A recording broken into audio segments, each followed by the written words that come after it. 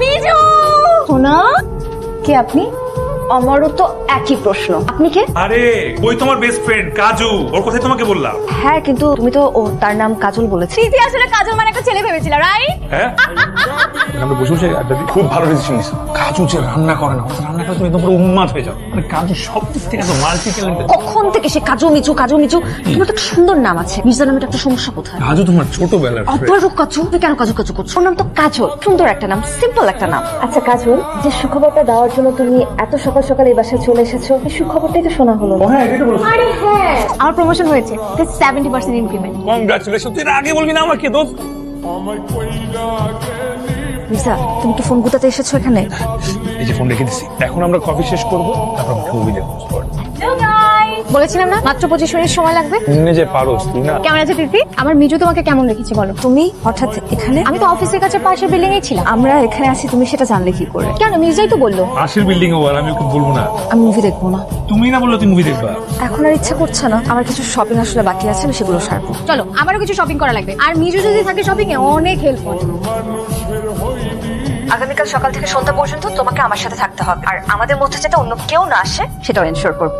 শোনো না, আমার এই যে কল আসে, তোমাকে আমি পরে ফোন রাখবো। কে কল করেছে তোমাকে? ওই যে কাজের ফোন, অফিসিয়াল ফোন। এত রাতে অফিস থেকে তোমাকে কে কল করলো? তোমাকে আমি পরে বলতেছি। Hello baby.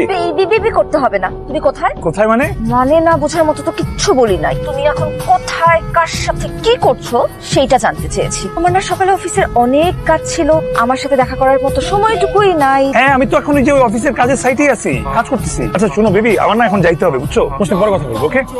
আমাকে সত্যি করে একটা কথা বলবে মির্জা? আমি তোকে মিথ্যা কখন বলি?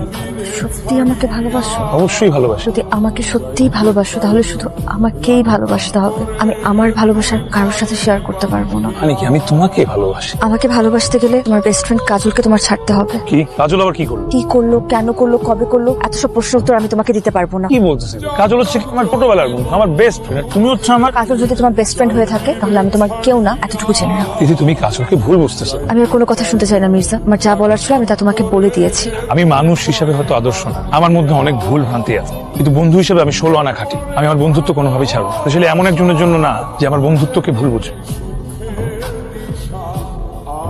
কি ব্যাপার, এতক্ষণ ধরে কল দিচ্ছি, কল ধরছো না যে? Excuse me. আরে রাখো তোমার এক্সকিউজ মি। এতক্ষণ ফোন না ধরে কি করছিলে সেটা বলো। বলেছিলাম। এত বেলা করে কেউ ঘুমায় নাকি? কটা বাজে এখন? কাজল প্লিজ, আমি এখন রাখি, আমার কথা বলতে ইচ্ছা করছে না। সবকিছু তো তোমার ইচ্ছা মতো চলবে না, তাই না? তোমার সাথে আমার জরুরি কিছু কথা আছে। আজকে সন্ধ্যায় অবশ্যই তুমি আমার সাথে দেখা করবা। আমি তোমাকে অ্যাড্রেস টেক্সট করে পাঠিয়ে দিচ্ছি। সরি, আমি আজকে বাসা থেকে বের হবো না। তিথি, যদি মির্জার কোনো ক্ষতি না চাও